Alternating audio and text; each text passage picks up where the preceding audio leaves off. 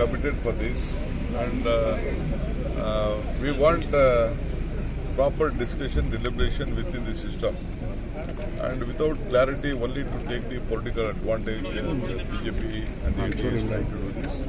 It is unfair, but we are here to help the women of this country. That is what Sonia Gandhi had moved a bill and we passed it.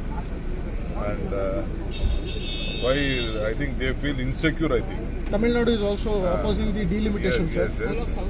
There is no need of such type of delimitation issue now. So Yes, you sir, are Mr. heading to Satish Delhi, Jarkoli sir. met Yes, Mr. You are Satish heading to Delhi. Jarkoli. You have the set of leaders already there, Yes, sir. yes, we myself Asking and for a CM. cabinet No. reshuffle, sir. Will you be able to take this up, sir?